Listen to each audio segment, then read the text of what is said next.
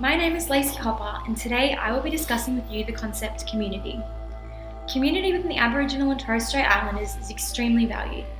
The Aboriginal and Torres Strait Islander communities have overcome many hurdles, and throughout this presentation I'll be focusing on the strong connection that Aboriginal and Torres Strait Islander people have with their communities and how these connections have been challenged throughout different events in history.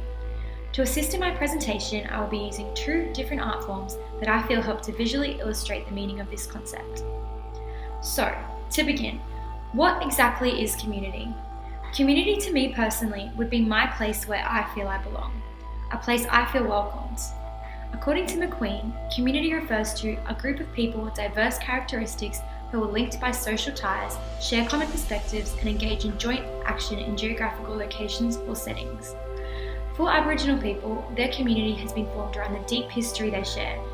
This has been passed on through previous generations. Aboriginal people have managed to keep a strong connection to their community for all these years, using their deep history to further strengthen this. Community is a rich source of resources that enables them to have strong connections to their history and their culture. I like to refer to an art form that introduces the disturbing event that took place in history regarding the stolen generation. This helps us to understand how the Aboriginal community was torn apart, therefore breaking links between generations that may never be discovered. This painting is titled Tribal Abduction by Harold Joseph Thomas.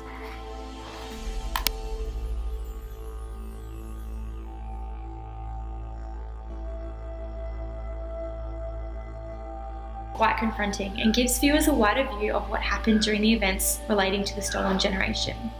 If you then stop and ask yourself the question, if this happened to your ancestors, even now, years on from this traumatic event, would you ever feel completely welcomed into your community, knowing that this is how your ancestors were treated? The events that took place regarding the stolen generation broke many deep links between generations, leaving trauma that will forever be embedded within the Aboriginal communities. This brings me to my next art form, which is a snippet from Archie Roach's song, Took the Children Away. Then they took the stronger family, took us away. They took us away. Snatched from our mother's breast, said this is for the best, took us away. Told us what to do and say, taught us all the white man's way. Then they split us up again and gave us gifts to ease the pain. Sent us off to foster homes. As we grew up, we felt alone, 'cause we were acting white, yet feeling black.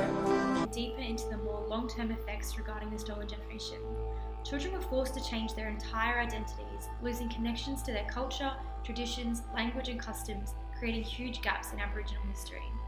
Ivan Clark, figure 3.2, discusses how the stolen generation left a huge group of children who were forced to grow up in a culture that's not theirs, with traditions and customs that were not theirs, leaving them with an undenying feeling that they do not belong.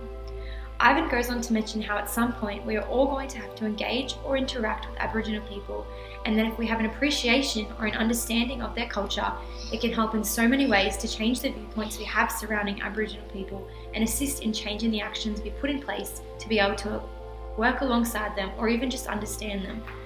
He finishes by mentioning how just this one small understanding has the effect to not only help one individual but the whole community. Aboriginal people have always stayed connected to their history and cultures through community, and throughout events in history, it is easy to see how large gaps have been formed relating to history and culture, therefore damaging community ties. Even now, Aboriginal people are falling into lows in our current communities, with disturbingly high reported proportions of Indigenous imprisonment, infant mortality, suicide, drug dependence and substance abuse, as well as lower life expectancies. As pre-service teachers, it is our job to help to bridge some of these gaps and always ensure that we are inclusive and thoughtful when including cultural practices, ensuring that we make our classroom a welcoming environment, including the histories of Aboriginal and Torres Strait Islander people into our everyday learning. Ways to do this could be inviting elders from the community to assist in educating students about Australian history. There will never be a way to erase history or change anything that has happened to the Aboriginal community, but we can learn from it. As pre-service teachers, we have an opportunity to ensure every single one of our students feels as though they are welcomed, therefore creating a community of our own. Thank you.